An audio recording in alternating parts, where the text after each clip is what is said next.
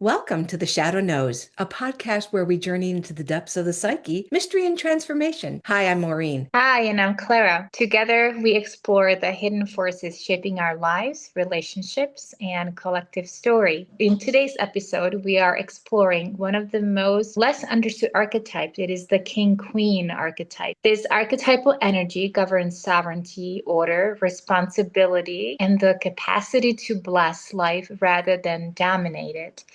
In a time of collapsing authority, distrust of leadership, and widespread confusion around power, the king and queen archetypes are often distorted, appearing either as tyranny, passivity, or absence altogether. Yet, when integrated, this archetype provides inner order, ethical authority, generativity, and the ability to hold both care and consequence. Joining us once again is James Frazier, Jungian coach, holotropic, and neo-shamanic breathwork facilitator to help us explore the king and queen archetype through a Jungian lens and what it means to embody mature, conscious authority in both personal and collective life. Welcome, James. Thank you. It's good to be back. James, from a Jungian perspective, how would you describe the mature, integrated king, queen archetype, and how does this differ from the shadow expressions we commonly see today, such as the tyrant, the weak ruler, or the abdicated sovereign? Okay. I think in some ways, the king and queen archetype have to do with the issue of power. They also have to do with organization and bringing about right order.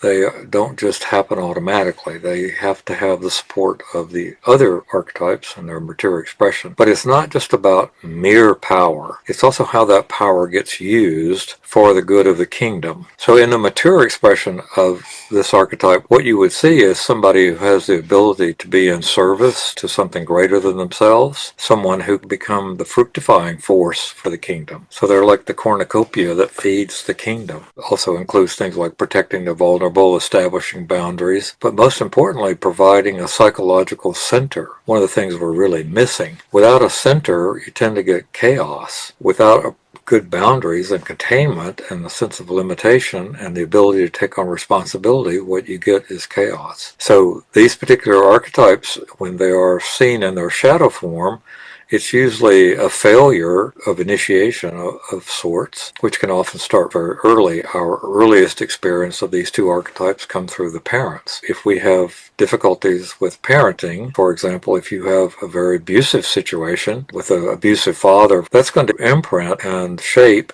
your relationship to the king archetype. And so you may yourself turn into a tyrant. The other flip side of that was where there's an absence of this energy in your early experience, so you get a failed initiation into this particular arena. And what happens, you have a collapsed king and queen. So you have a very difficult time finding a center. You'll be looking for the center outside yourself. You'll have a hard time wrapping your mind around the whole idea of being in service to something greater than yourself. On the one hand, on the active side of it, you get the tyrant holdfast who's only interested in power, the narcissistic personality disorder, so to speak. And on the other, you get the abdicating king or queen, person that fathers 3 children and then says, this is too much for me, I'm out of here, and abandons the children, abandons the wife, abandons the kingdom. Or again, you have somebody who just degenerates into a craving for power, and it's power and dominance over, not power to fructify the kingdom. So, James, many people today have an almost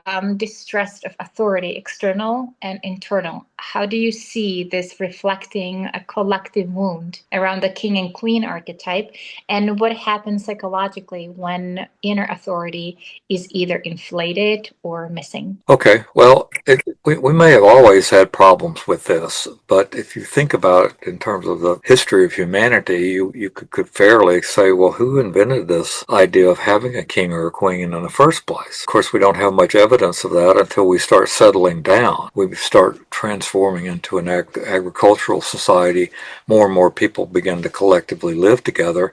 You have to come up with order. Otherwise, it's just chaos and the thing doesn't work. The more people tend to congregate, the more you have a need for this particular organizing principle. I think the magician's probably the first one that really came online, but probably fairly shortly after that was the warrior, and of course the lover, in order to keep the whole species going. But then this highest development would be actually a person who serves as the psychological center, the one who brings about order. And we even date civilization by when we started having kings and queens and we started coming up with rules and regulations. That certainly has potential for being abused. When it's working appropriately, it allows us to live. This is an energy that's very prone to our narcissistic striving. This is one of the things we struggle with. We've collapsed the whole idea of eldership. There should be somebody in charge whose focus is on the kingdom, not on themselves. But to have a sensibility that having an authority is okay is rather foreign to many of us. I mean, I grew up in the 60s.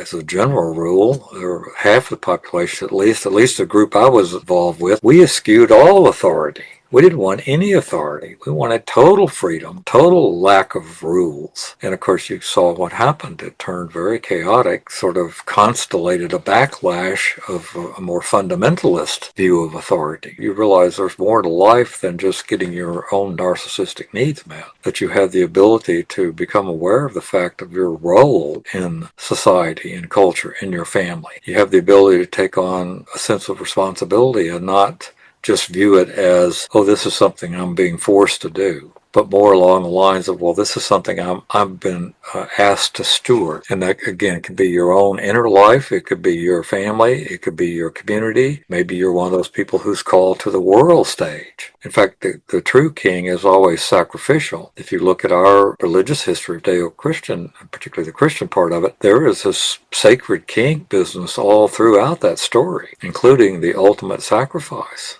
for the good of the kingdom. But we haven't really managed to take that up really well. We've had some time periods where it was bubbling close to the surface. I would argue, for example, that the 12th century, it was coming very close to the surface in the form of the Grail King romances, where all those stories are really about initiation and about coming to kingship. We often have examples of shadow kings and shadow queens, and people who are very interested in dominance and very interested in control, but it's no sense of the sacred, no sense of having a sacred role, and even of being sacrificial.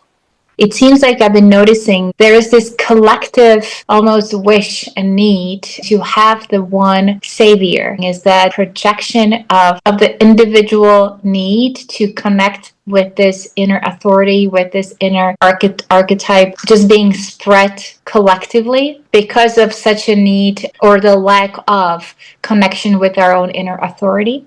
Well, it's an unfortunate fact that most of these archetypes, for the majority of people, are unconscious, and therefore they're played out in generally projection. So if I reach a life cycle stage, for example, and I'm being called to actually become more mature, being called to grow up more, to take more responsibility, to become more involved in whatever my kingdom is, and whatever level that is, but I don't know anything about that, then I'll tend to start looking outside myself. And so I'll look for a savior messianic character. And the first charismatic person that comes along who's able to hook my own unconscious, I may suddenly turn into a pretty fanatical follower of that person. This is not confined to spiritual circles, but it does happen in spiritual circles quite frequently. It also happens in almost all of our institutions. It happens in politics. It happens in our families. It happens all over the place. It's a denial of the responsibility, but it's also, in fairness, we're growing up in a culture that's sort of mythologically and initiatorily toned deaf. We don't really have a sensibility about this, whereas I think more ancient pre-modern peoples had much more connection to this, at least functionally, even if not consciously. They may not have been able to give you a lecture about it, but they were functioning more that way.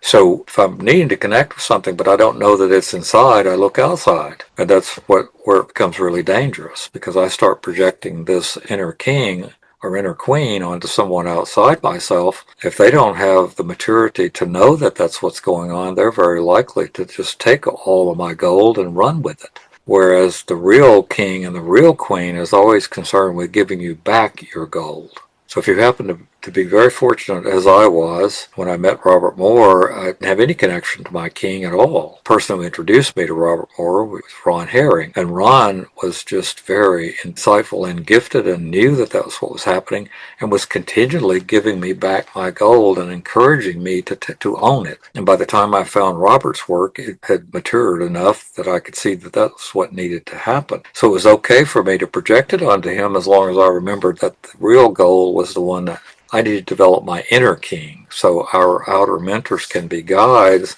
Well, each one of us is called to develop our connection to that inner king, to develop our inner sovereignty. And of course, if we don't, our life won't function near as well as if we have that sense of autonomy that comes from, and even self-esteem that comes from being connected to the king. It's an incredibly important function of the king and queen is to actually bless a person, because that blessing essentially gives you the message that you're okay and we're delighted you're in our kingdom. It helps instill a foundation of self-esteem, a foundation of autonomy, a sense that you matter, a sense that your life is meaningful, and also that you have somebody on your side who's going to help you achieve that special thing that you're here to do. And if you don't have it, it leads to the curse, so to speak. You either get blessed or you get the curse. And with the curse, you're walking around with often an internalized critic saboteur who's constantly berating you and telling you don't measure up. And so then we spend our whole life trying to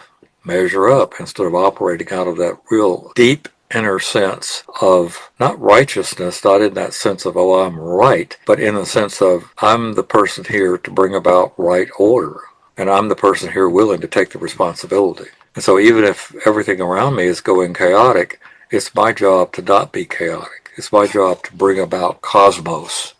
So in some sense, this is what's all really one of the main threads behind our religious mythologies, our religious stories, our religious practices.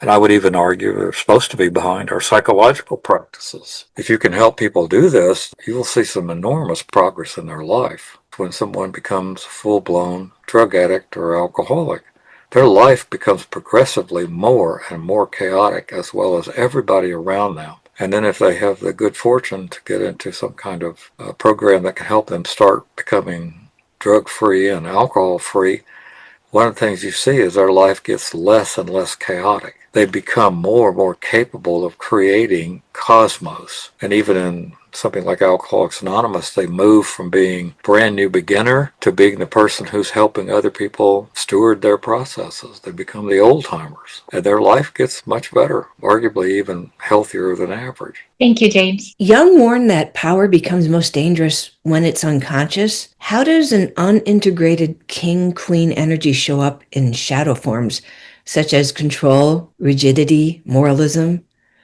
or spiritual superiority, of which I know nothing about? I don't either, but I did read a couple of books about that, so I've learned a little bit about it. Well, I like all the archetypes, they really do require, from my point of view, a certain stewardship and regulation. And thus, if they're unconscious, you are likely going to be acting them out or flooding with them or disconnected from them. So in the case of the king, you start believing that you actually are the king instead of you're supposed to be serving the self. And then you get an inflated ego. So the ego becomes king, and that's where you get all this narcissism. And then some people take that to extremes. Most of us don't. It's kind of an axiom. If the archetype is unconscious, or at least if you're not doing conscious things that would help you learn to regulate that, you might never learn the word archetype, but you could still have access to the kind of learning and good imprinting that you would see this as just your duty. I had a scoutmaster when I was young who just carried this king archetype like nobody's business, but he wouldn't have known what the hell that word meant if his life depended on it. But for whatever reason, he had developed into somebody who was extremely giving. I mean, he kind of devoted his life to these young men. One of the few role models I had, actually, as a child. So if we don't do this consciously, we're going to do it unconsciously. And unconsciously is going to be active polarity of that's the tyrant. This is a person who really starts believing their own press that they themselves, their egoic self, is supposed to be the king, and the whole kingdom exists to serve them. Or the other side of it is the abdicating king or queen who says, hey, I don't want any of this responsibility business, I'm out of here. And then you have a collapsed king or queen, and then you have, again, chaos. There's no right order. And so everything tends to be chaotic and dysfunctional. And you don't have the ability to bless other people. Now, if you have several generations of people who don't really get this adequately, they can't adequately pass this on either without doing some pretty serious inner work and coming to understand this, and maybe even some, as the Greeks would say, agnoia experiences, powerful experiences of change of consciousness, where they flip from being narcissistic to being able to be in the true king and the true queen, which is being able to be blessing and devoted to a mission greater than yourself. So again, it's always sacrificial duty. Well, in a culture that's lost the sense of the sacred, which is rather odd in America because we're, in some sense, the most religious culture in the world in terms of numbers of church buildings per corners, I don't know that we could make any kind of claim to be the most sacred, have a sense of the sacred, or we wouldn't be doing as much dysfunctional things as we are. That seems to clearly prove we don't have a sense of the sacred.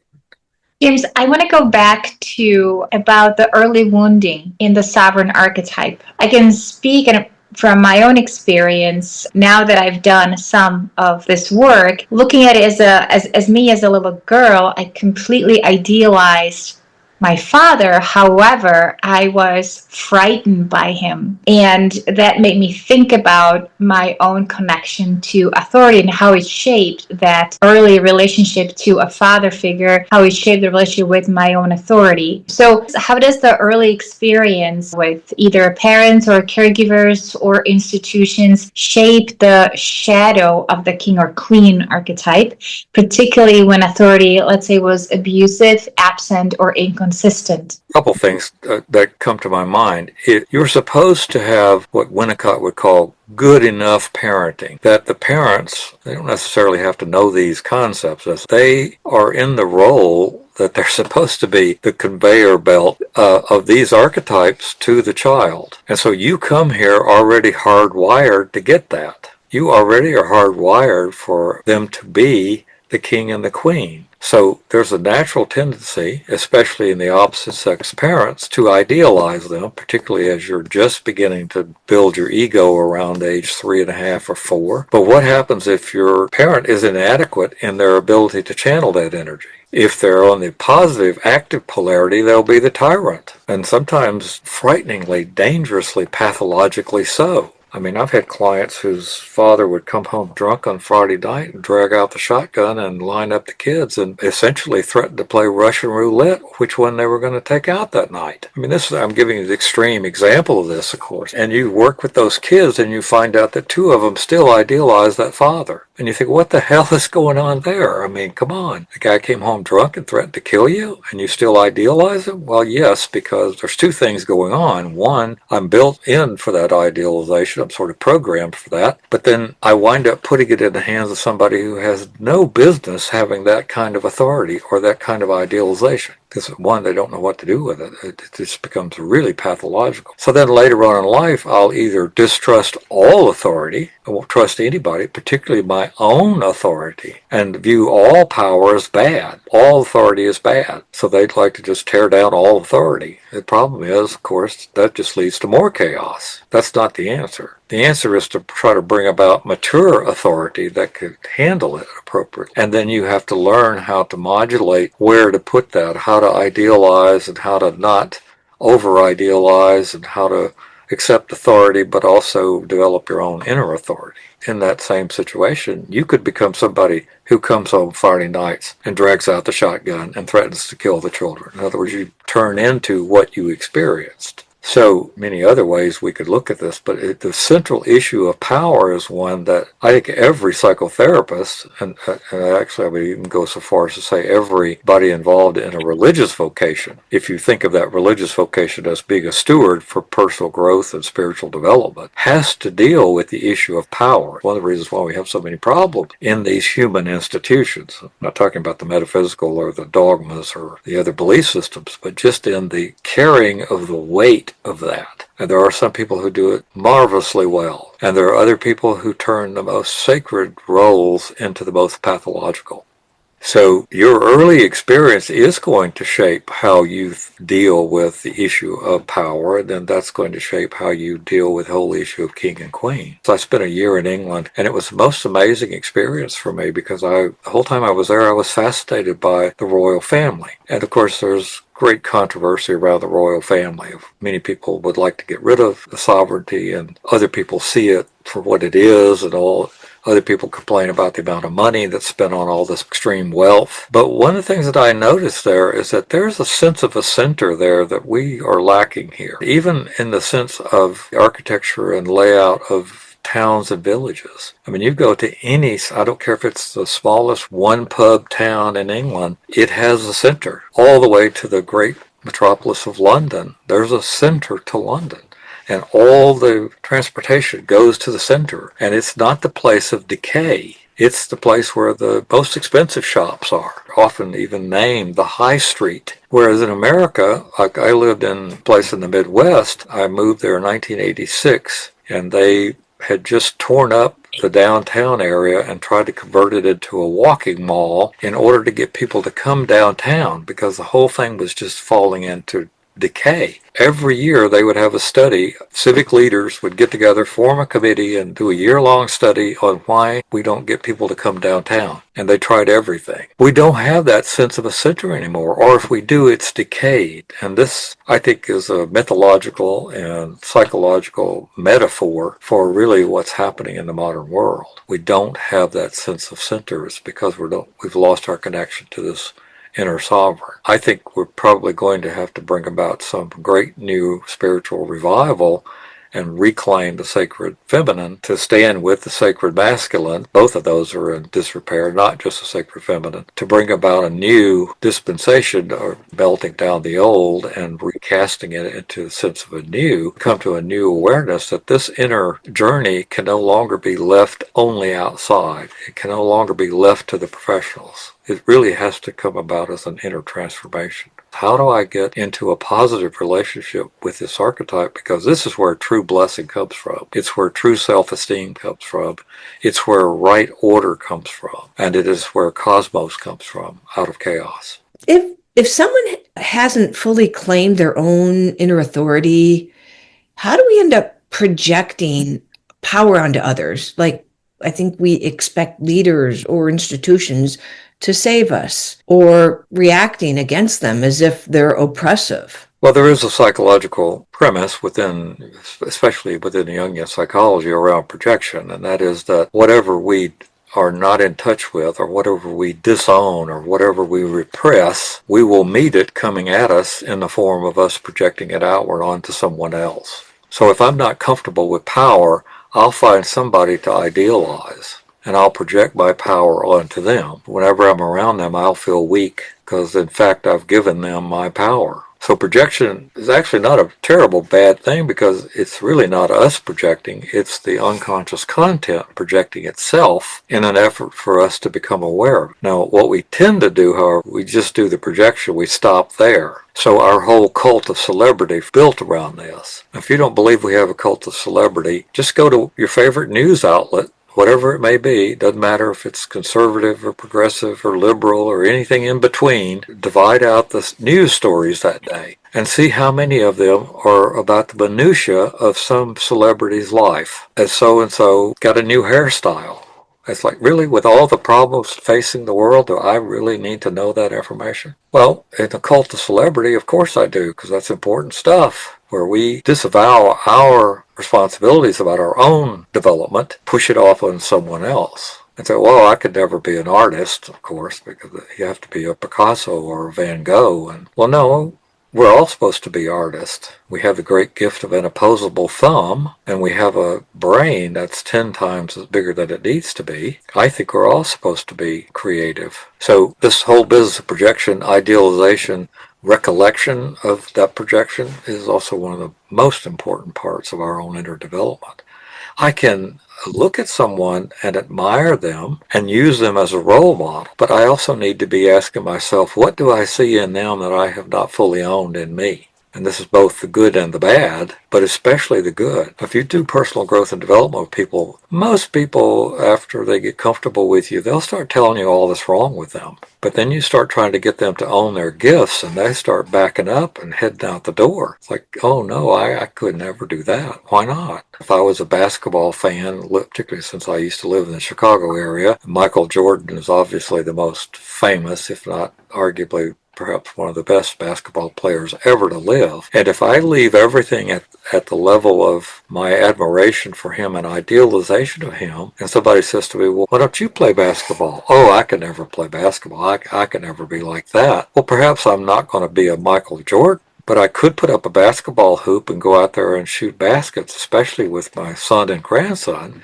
Get a little physical exercise in, but I don't because I'm so ashamed that I'll miss 9.7 goals out of 10 tries. The point is to engage in the activity. While again, I could use Michael Jordan as a role model, I could also fall into that thing where I won't even put up a basketball because I already know I can never be like that. So this idealization thing can really be very, very difficult for us to handle. We both need idealization, but we also can fall into the trap of idealization. And so, James, what happens if we don't have someone to idealize? Then what happens to the inner authority? Well, in the case of the king and the queen, usually we'll more likely go into the shadow side of this. We'll either be rageful about that fact that I don't have anybody to idealize, and so we may act it out in a very tyrannical kind of way, very unconscious, but nevertheless very active polarity of that, or it'll collapse and then I just become ineffective at life. There are lots of people who are more terrified of taking on the responsibility for their own life. So you ask them, what do you want to do? And their answer is, I don't know. And they're not joking. They don't know. See, the sovereign of the royal sector is where purpose comes from. It's where knowing what you want to do and going and getting it. It's where seeking out, well, what is my task to steward? Who should I be stewarding here? And if your answer is, well, I don't have anybody to steward, then you're not trying.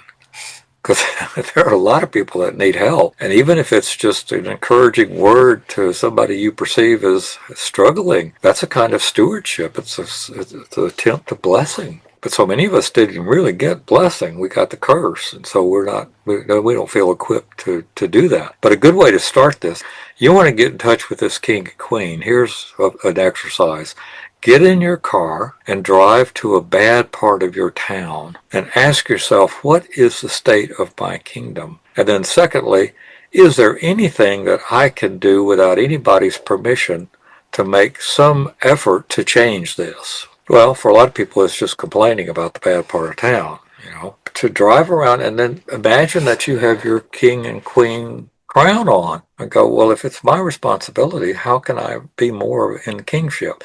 You don't have to start with that. You can start right in your own household.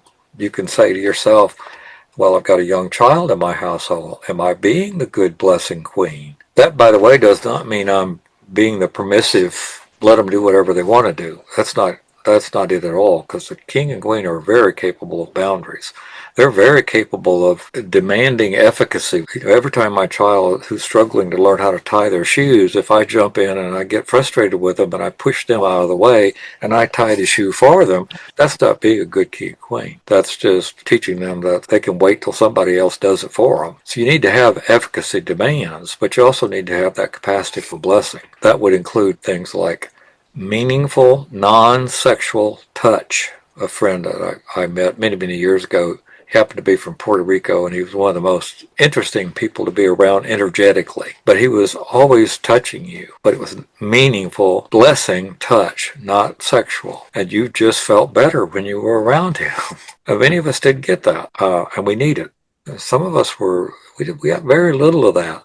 We're kind of stingy with our blessings. It doesn't cost anything to bless anybody. I think I grew up in a generation where people were sort of taught not to bless your children because they grew up selfish. Then that meant the absence of blessing. So you didn't really get that grounded baseline of self-esteem that comes out of the royal sector. You need to have a sense that the person blessing you has the capability of blessing you and that they are interested in blessing you. that they have some attachment to you developing your life, and they have some vision for you, and in fact they'll commit to helping you attain that vision. They're not supposed to tell you the vision, because that's often just them playing out their unmet needs. What are the core psychological functions of healthy king and queen energy? How does this archetype create inner order, ethical containment, and the capacity to bless, as you were mentioning, rather than just dominate life? Well, of course, in some ways, the first step is even becoming aware that there is such a thing, and then becoming aware that this is my responsibility to get connected to this inside. Now, typically, the way this has happened is only through projection. And largely, I think probably the container and carriers of this have been our religious structures, where this sense of inner stewardship has lost ground to an ever-increasing development of ego. Before anybody misinterprets me, I'm a big fan of developing of ego.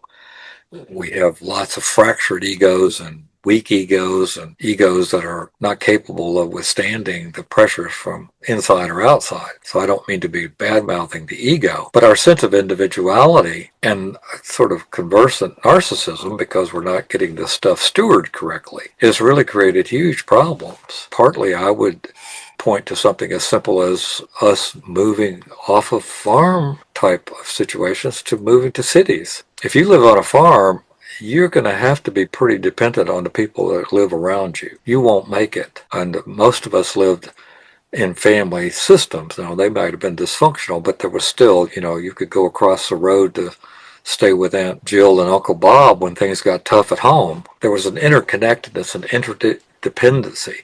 When you move to a city, you can become completely anonymous. I mean, I'm ashamed to say this, but where I lived in Illinois, my last house, I lived there for 10 years, and I never spoke to the person who lived across the street from me. I would wave to him when we were both out mowing the lawn, but I never got off my lawnmower and walked across the street and introduced myself. Whereas, you lived on a farm, you knew everybody lived around you for 10 miles, and you were interdependent with them. I think there's something about our lifestyle that's contributing to all this. I think it's something about our progress mythology that has fed into this. We just now, as a culture and as a general rule, think that people are going to grow up and become adult and take responsibility when they turn 18 without any intervention by the culture. And that's the big piece that's missing. That's what was always the function of kingship and eldership, was to oversee the culture. Even though we call these folks primitive in scare quotes, they often are much more sophisticated than we were about a sensibility that, like that old saying, it takes a village to raise a child,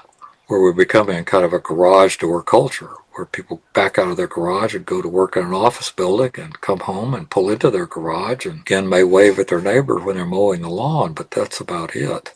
Again, first you have to become conscious of it, then you have to become aware that it's your responsibility to do the developmental processes, and then it enormously helps if you have ritual process, which we don't have ritual processes that really help us do this, or at least it's harder to see it in the modern world. I think we have a lot of unconscious ritual processes around this. Again, I talked about the cult of celebrity. That's one of the ways we're unconsciously working this out. Become aware, oh yeah, this is part of my responsibility, is to serve self. This is really what Jung calls the process of individuation. It's where the ego wakes up to the fact that it is supposed to be in service to something much greater than it. It's not the center. It's the center of consciousness, but it's not the center of the self. If you have a religious practice that actually works and pays a lot of attention to the symbolic, the mythological, the ritual processes, then it's possible that you're doing this. But increasingly, that's not what's happening. In many cases, our religions are turning into persona religions. A lot of our religions seem to be much more interested in the issue of power through politics than the development of what I'm referring to as power to bless, power to steward, power to be that king and queen, power to be that center for others, and to fructify a kingdom, as opposed to, just something as simple as paying attention to the vulnerable. I don't want to get into politics here, but it would be very easy to do so. You ask yourself about any culture, how do they, and my measurement for any culture is how do they protect the weak and the vulnerable? What systems are in place to address the needs of those folks? Or is it mostly set up to address the needs of the most powerful? If it is, then you're in the Shadow King, Shadow Queen territory as far as I'm concerned. And this is where a mentor can really help you because they're not in your emotional material so much. They can make sure that you get some of this blessing and learn about it. Even if it's something very simple as going out of your way to acknowledge someone's efforts. If you go to a restaurant and it's super busy and your food is late, you have a choice. You can be really upset and irritated and take it out on the waitress and make sure you don't leave her but a $2 tip. Or you can go the other way and go, wow, she's probably really having a hard day today. And maybe acknowledging that, congratulations. I don't know. I couldn't do what you're doing. I couldn't keep all these people straight. That's really small on the big level, but you don't know how effect that might have on that person. So again, I think it's a self-reflection. It's learning blessing rituals. It's trying to look at the issue of power. Am I shying away from power? What is my actual relationship to the concept of power? Do I automatically want to tear it down? Am I automatically always suspicious of it? Or do I try to seek out people who are using it responsibly and try to emulate so that I'm using my power responsibly? Just a quick comment, and then we'll move on to the next question. I believe that the cavalry is not coming, and we really cannot rely on the governments of the world to take care of the vulnerable. I think it's our own individual responsibilities, and that was the responsibility of the church years ago, and still is in some communities. Well, again, I don't want to sound like I'm knocking religions, but you're absolutely right. I think also this whole business of stewardship in terms of trying to help people mature was a bigger part in previous times. And I'm certainly not knocking religions. This was a big split between Freud and Jung, where Freud was absolutely anti-religion, thought religion was basically psychopathology. And Jung said, no, you can't call something that's been practiced all over the world pathological. Now, it has pathological expressions, as every human endeavor does. But I think what we really are being called for here is to reevaluate our responsibility to these deeper things inside and not just leave it through projection. We're too close to the edge for that. We really need people who are willing to say, okay, well, this whole business about stewardship, what can I do? And that's also the inner, in terms of how can I steward my inner connection to this archetype of the sovereign. Thank you. I like that. Okay, so this particular question has a lot to do with responsibility. And I'm going to use the Godfather, Michael Corleone, sort of to ask this question. So Michael Corleone, he resists responsibility. He wants a life. He explicitly resists responsibility as far as I can see. It's like, that's my family, not me. He wants a life without power or moral weight. And I think when responsibility is taken unconsciously, using this as an example, power becomes controlling and paranoid, and then leadership can turn tyrannical. And unlike the other archetypes, the king-queen doesn't get to ghost responsibility. How does that resistance turn shadowy? And how do we tell if we're carrying responsibility like a curse or holding it as stewardship that we've actually consented to?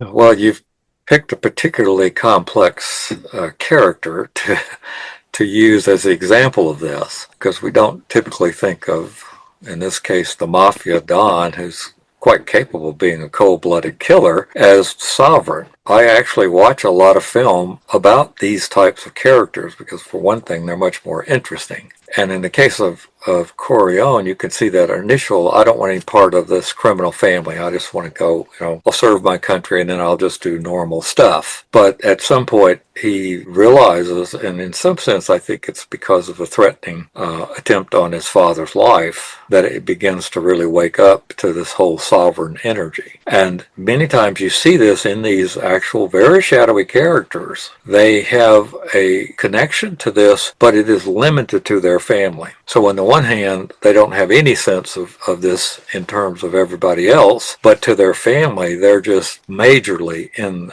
the positive king. You see this in the recent Peaky Blinders series that was done about a gang in Birmingham, and the gang leader is, for all practical purposes, Tommy Shelby, who again is a cold-blooded killer. I mean, he'd blow your head off and not even think about it. He survived the war in France, where presumably he had to kill hundreds of people. He's not somebody you would look to as a prime example of integration of the king, and yet when it comes to his family, he's absolutely in that sovereign energy. He protects everybody. He thinks about all of them. He's very sacrificial in that way toward his family. So it's a very interesting split. Of course, literature is quite capable of doing that, as is the psyche. We might be very good in our sovereign energy in one arena of our life and not particularly good at others. Again, I think if we take it off of just that particular character and say, well, how do you wake up to this? And then what are the things that would cause somebody to wake up to the fact that they have this duty and this responsibility? And that's probably as unique as in each individual character. In my own life, it happened through me meeting a mentor who carried this positive king energy. And so it was only by meeting someone who was really openly carrying that I began to become aware of the deficit I had around that. And so that sort of agnoia kind of experience, and then again, the great blessing that happened to me of meeting Robert Moore, was a gigantic thing for me. And learning and deepening into Jungian psychology and learning more and more about initiation. And this is still ongoing, by the way. I don't want to present myself as somebody who hasn't had a huge struggle with a lot of this material, because I have. I've made some progress, and I'm glad to report on that. It's very possible that people split this kind of material, where you can be doing pretty well with this connection, except in other arenas of your life, you're not doing well at all. Does that kind of answer the question?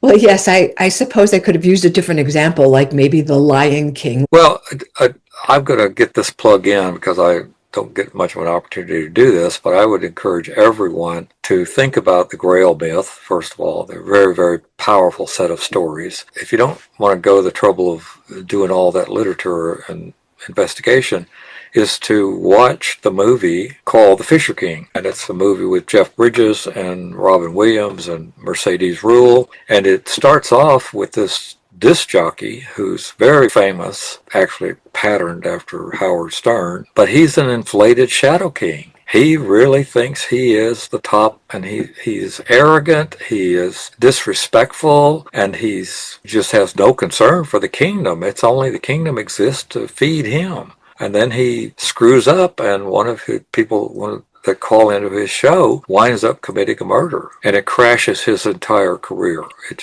So he goes at the top of the network broadcasting tower, and he's thrown into the street. Ultimately, it's a great story about how one person comes to, without ever getting any lecture about all this, but through their life experience, he comes to having to face the issues around his own development, or lack of. But that would be also another way of beginning to think about this material, to watch that film and go, well, who's carrying the Shadow King? And who's the Shadow King?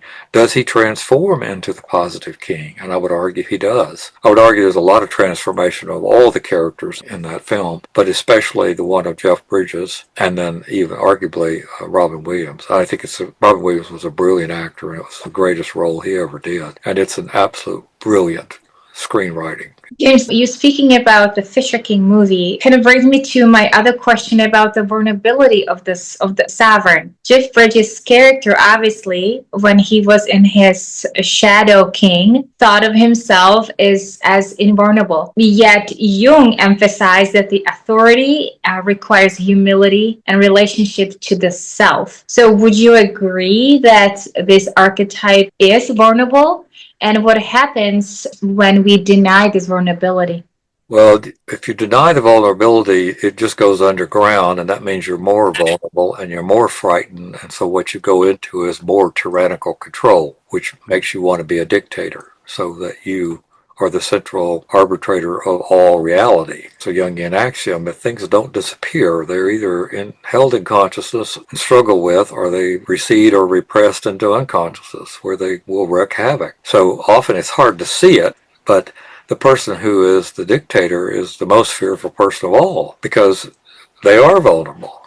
That's the whole business about having an inner circle, for example. If you look at a dictator like Stalin, who the worst place to be in Stalin's kingdom, in some sense, of course, was to be at the lowest end of it, because you were more susceptible to being hauled off to a gulag. The apparently best place would be to be in his inner circle, but that wasn't correct, because if you were in the inner circle, that meant you were powerful enough to overthrow him. And his greatest fear was being overthrown. So every once in a while, every third Friday night or something, one of them was just taken out and shot. Keeps everybody else on their toes. So you get into that kind of active side of it where the king is vulnerable. And this is also played out, of course, in every one of us, our existence. We are born the king or the queen. We are the divine child. And if you look at how people react to babies, you can just see it. The baby actually may be ugly as hell, but everybody thinks it's the most beautiful baby in the world. And it's just glowing. The babies glow, and everybody's attention is other. They're the central king, queen. But they're also the most helpless thing in the known universe. They can't do anything. Well, they can scream and they can poop. Okay, well, there's two things, but other than that, they can't do anything. So built into the dynamic of the human race is this very powerful, still archetypal imprint that I'm the king, but extremely vulnerable. And then, of course, that gets played out, especially in our religious story of the birth of Jesus. This is also connected to the archetype of magician, by the way, but he's immediately vulnerable. Although actually, if you carefully read the story, he becomes very vulnerable at about 2 years of age, which is when Herod sends out the commandment to kill all the Jewish babies under the age of 2. Apparently, it takes the wise man a couple of years to travel from Mesopotamia to the Holy Land and discover the Jesus still in the manger, oddly. But nevertheless, you don't want to read these stories too literally. But he's threatened at birth and has to, in fact, escape to Egypt. So there's this vulnerability, and this, of course, also throughout human existence. Perhaps most vulnerable time is at birth and at old age, because the high rates of infant mortality in the ancient world. So there's something kind of built into the archetype about this vulnerability. How you deal with it, of course, is at one extreme you become the tyrant, at the other extreme you become the person who's just riddled with anxiety because you have no authority and you don't trust any outer authority. So your life is just very hampered and very limited because you have far too much anxiety. You don't have a sense of agency. You don't have a sense of inner authority. So you're always looking outside of yourself. The person who's extremely indecisive, for example, they just can't make a decision because they're always afraid it's going to be the wrong one. They don't have a connection to this inner authority. The person who's riddled with so much shame that they become completely ineffective at life. They don't have a sense of any connection to this royal. Well, maybe what, James, you can do is a little shameless plug for breathwork and how it relates to the sovereign. Okay, I'll give you the Reader's Digest version of this very quickly. Breathwork is a ritual process that has the potential for connecting you to both your personal unconscious as well as to the collective unconscious. So just that alone makes it an experiential method for you to touch on some of these deeper things to help you become conscious of the fact that they exist. And then also it helps you clear out a lot of your shadow, a lot of the trash that needs to be cleared out in order to even receive that idea that you could be somebody who is deserving of blessing. So you could go from extremely low self-esteem to realizing, well, wait a minute, some of this is just I haven't done the developmental processes that need to be done. And now I'm speaking about our form of breath work, which is a combination of the experiential processes developed by Stanislav Grof in holotropic breathwork and Jungian and neo-Jungian psychology married together. Wow. Well, thank you, James, for guiding us through this essential exploration of the king-queen archetype and reminding us that true authority is not control or image, but inner alignment. So for each of us, the invitation to reclaim our inner sovereignty, to govern our inner kingdom with clarity and care, and to allow authority to emerge from relationship with the self rather than through fear. Again, I'm Maureen. And I'm Clara, and I want to thank you for listening to The Shadow Knows. And if today's episode resonated with you, we invite you to subscribe, give us a like, and share with friends. And join us again as we continue exploring the hidden layers of the psyche. Until next time, may you walk gently with your shadow, and may its wisdom guide you home. And remember, the shadow knows. The shadow knows. Thank you, James. Thank you, James. You're welcome.